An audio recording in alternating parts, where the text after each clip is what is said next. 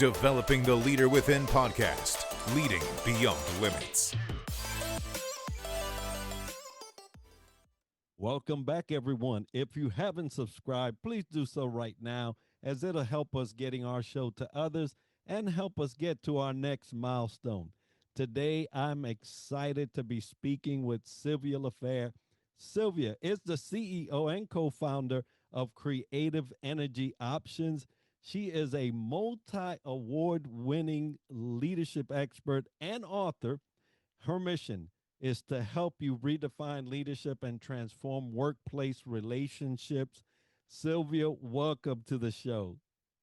Oh, delighted to be here. I think you're right on with everything you're doing. So I'm really pleased to be part of this. Oh, thank you so much for saying so.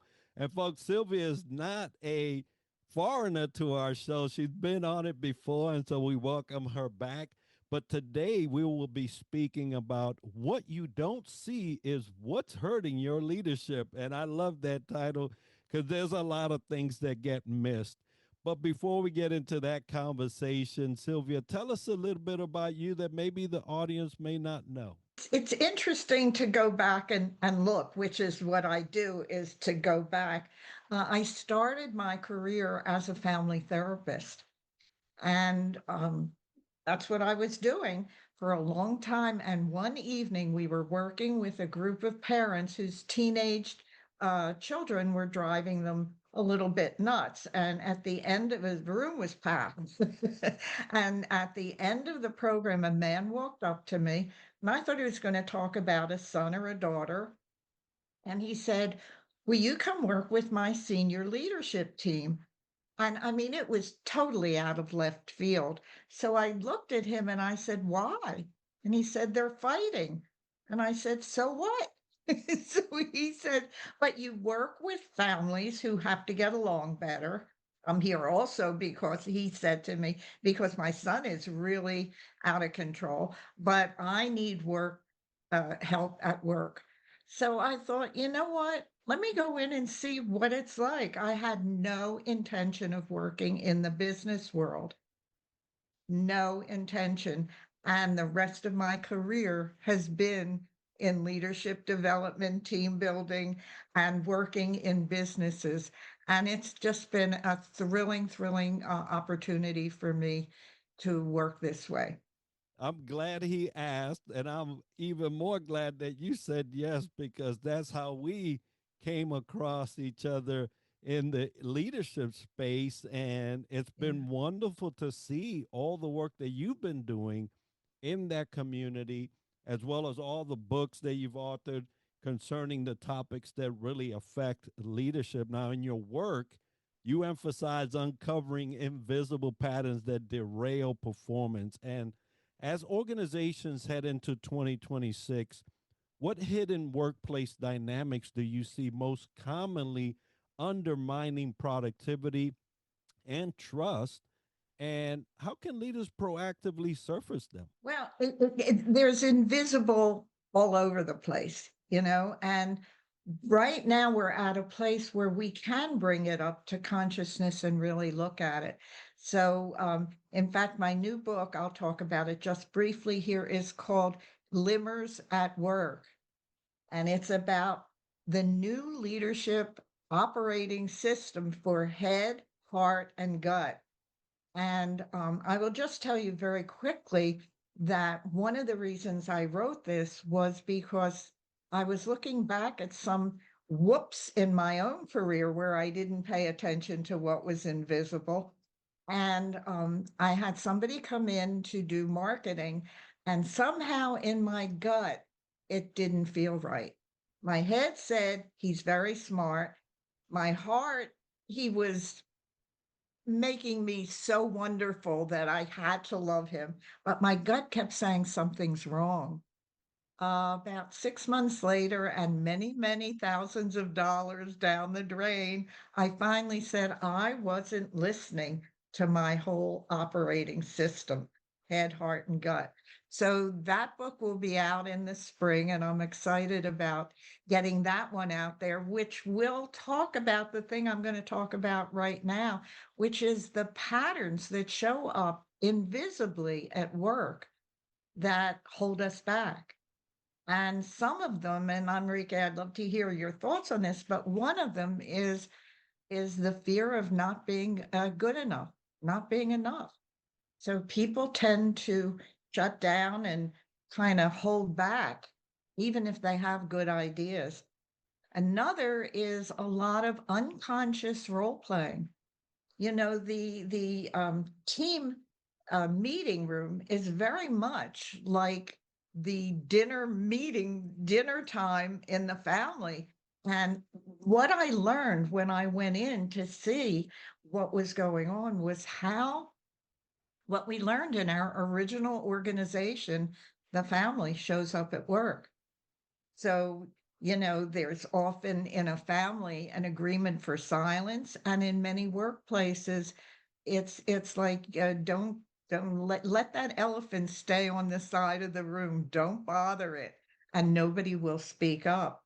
And then, of course, there's that emotional travel time where somebody will say, "Oh, I don't agree with what you're saying." And it's like hearing an older brother or even a younger sister, whatever, somebody saying, "You're not good enough." And that's, I think, a lot of what shows up, but we're not working with it. Or we're at the place where I think in the organizations I work with, initially they'll kind of roll their eyes and go, "Oh, this is not, I don't want therapy." And what I'm saying is, this is not therapy. It is simply going back, pulling out what was invisible and sort of stayed there and bringing it to consciousness. I call it the way out, Enrique. Observe, understand, and transform. And that's what we need to do. I hope that helps That understand this a little bit more. No, very insightful indeed. Now, you had mentioned those, whoops moments in our career, and many capable leaders unknowingly repeat self defeating behaviors under pressure. One of that you mentioned there, self doubt and things of that nature. But what are the most damaging leadership blind spots you see today, and what practical steps can leaders take to interrupt these patterns before they impact the teams? Okay, well, let's start. The first one, we see it all over the place right now, is the hero trap. You know, it's the super achiever who has to be right all the time. And, I call it the me guy or gal, and what happened is they had that role often in their family where they were the star, a sibling, or the star child, even if it was an only child. And so the hero trap is it stops people from thinking because they're saying my way is the right way, you know. Um, Another one is emotional amnesia. It's an interesting thought. It's where, people don't really pay attention to their tone, the timing, and what they're saying energetically is impacts the people that are on the other side of us. So it's interesting because I was looking at Taylor Swift. I've been doing some research on Taylor Swift as a leader, and the blind spots and what she says. And there was a time in on her tour where it looked like they were going to have to cancel because of terrorist attacks, and she was concerned. And she said, "I know that I have to stand up there and I have to align myself first so that when I stand up, almost like I was a captain of a plane, I can say, 'Oh, there's a lot of turbulence. I hope we make it.' It's there's a lot of turbulence. We've been through it before. We'll get through it. We'll land safely." And it's what we have to say and do so these emotional blind spots, we need some feedback.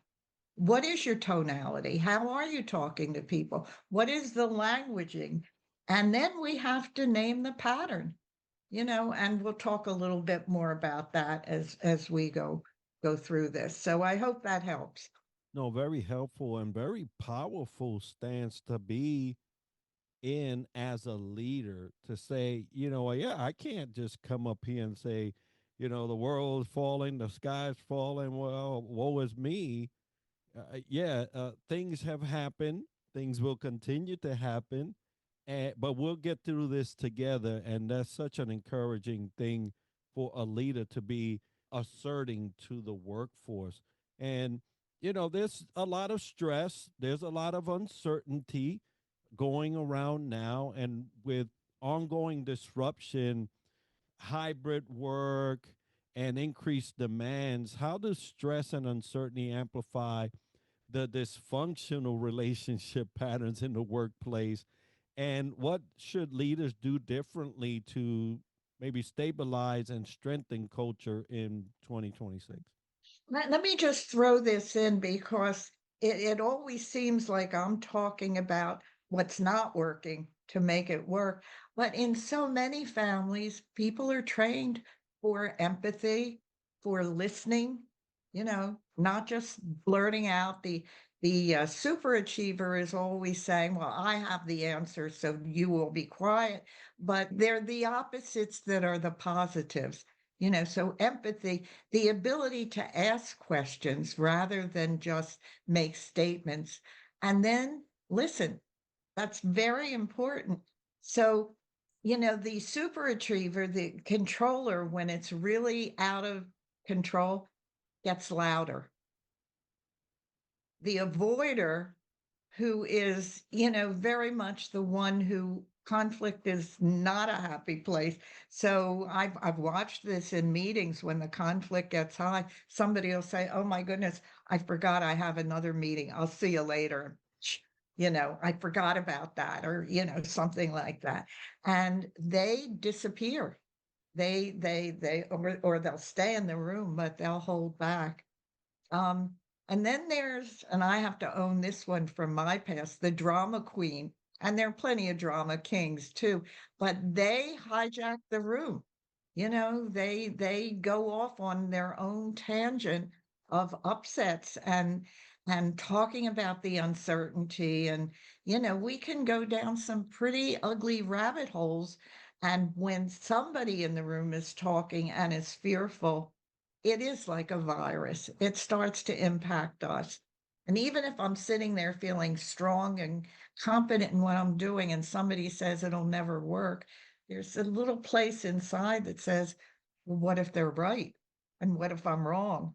And the fear is really bad. So the first thing we have to do is regulate. And this will be in the Glimmers book. I'm talking about this a lot.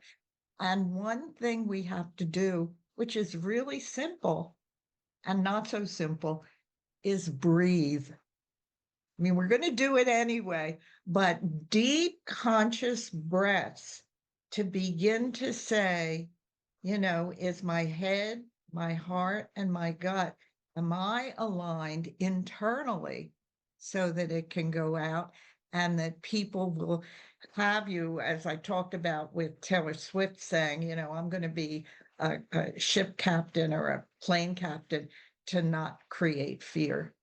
So powerful, the thought of energy flow, because you mentioned the meeting room, and surely I have seen it, that this thing just gets passed on. You mentioned it as a virus. It just gets passed on, it gets bigger and it gets bigger, and it hijacks the thoughts, the patterns, the speaking, everything in that room. And you often speak about energy as a leadership currency. How can organizations better assess and optimize human energy, not just engagement metrics, to unlock higher performance and healthier collaboration? I think the first thing is we need to start asking questions that are uncomfortable. We don't have to answer it immediately. We have to ask. And the first one is, why is this behavior constantly being repeated? What is going on here that, the minute somebody says it'll never work, everybody else in the meeting shuts down rather than saying, well, here are some other ideas or alternatives. So, what is it that keeps repeating?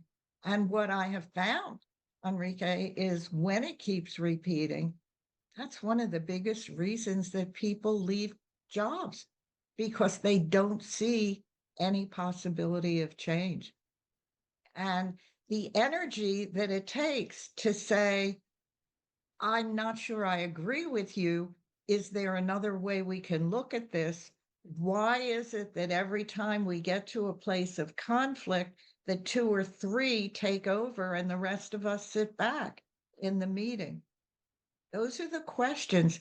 You don't have to have all the answers, but you do ask the questions. Make That, yeah. sense? Yes, it does. And I think that we just have a hard time understanding that we don't have to get the answer right now. It just throw it out there, let it mull over, let people think about it, reconvene, come back, and maybe you may have some clarity. So I love that. I love that approach, and I fully agree that it is something that we don't do that we should start doing.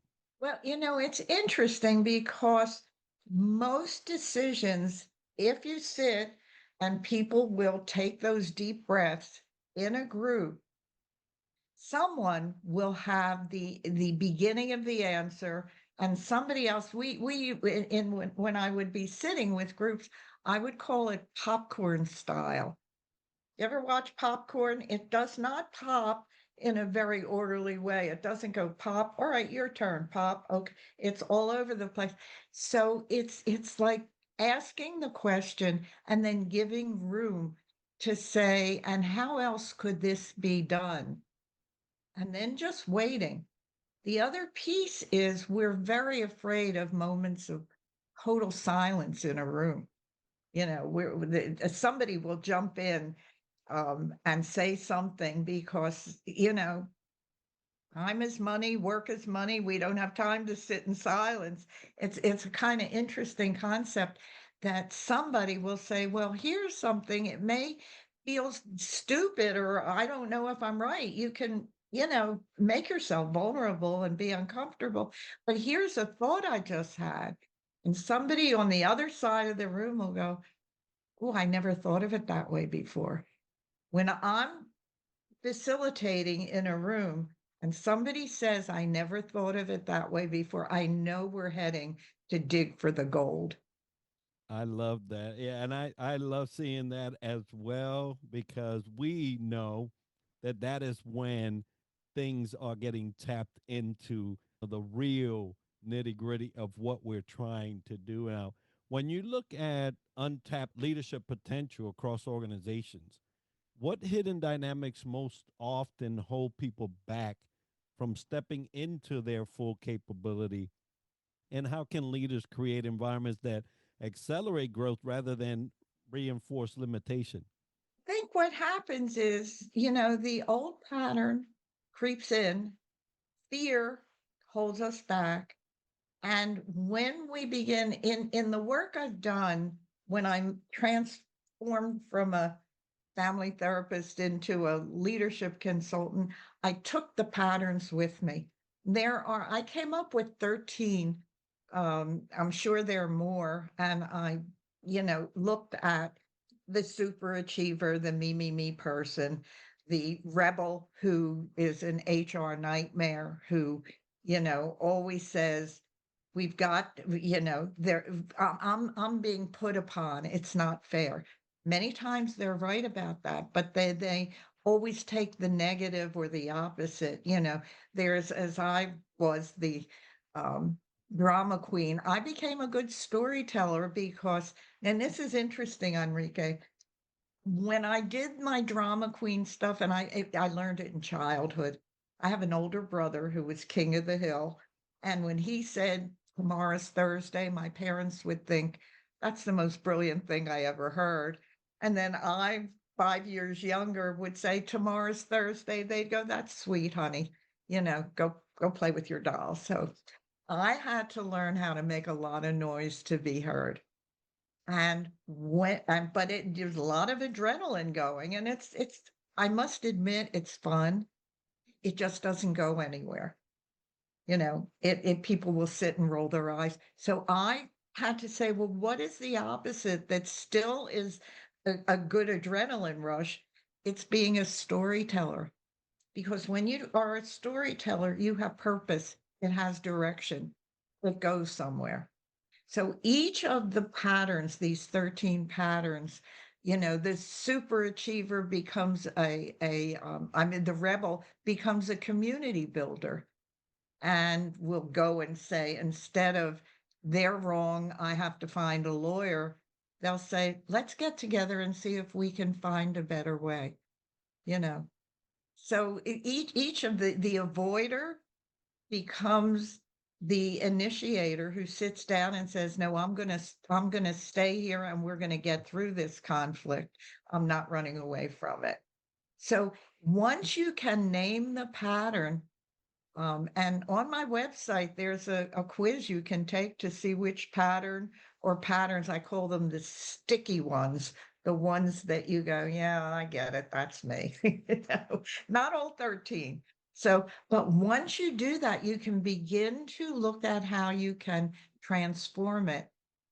You have to observe your behavior, understand that much of it got into our nervous system as children for protection and survival, and then we can transform it to our adult leadership selves. I And hope that helps make sense of this. yeah, no, and it's very enlightening to say the least when you think about a lot of the things that you deal with as a leader in your adult life have all been brought through your childhood.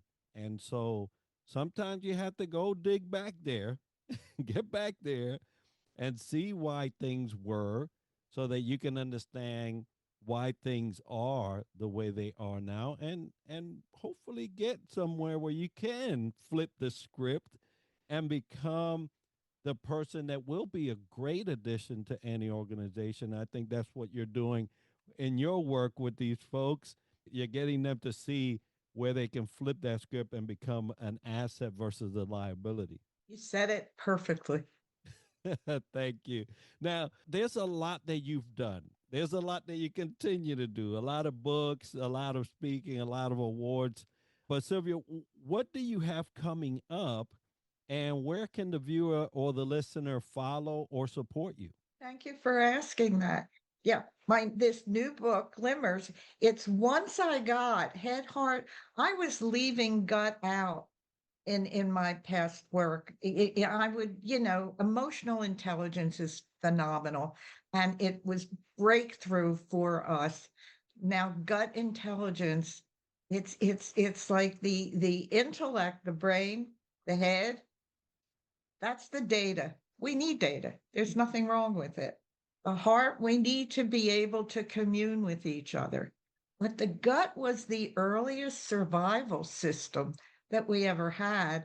And that's what I was ignoring. And it cost me a lot of money to ignore it when this guy was, supposedly the best marketer on the planet. And then I thought, you know what? He kept making promises that didn't happen, and I kept feeling it in my gut, and then I'd make excuses for it. So as we go down and look at what are our survival stories, what are the stories that are there in our family, and they're usually generational too. How did we survive?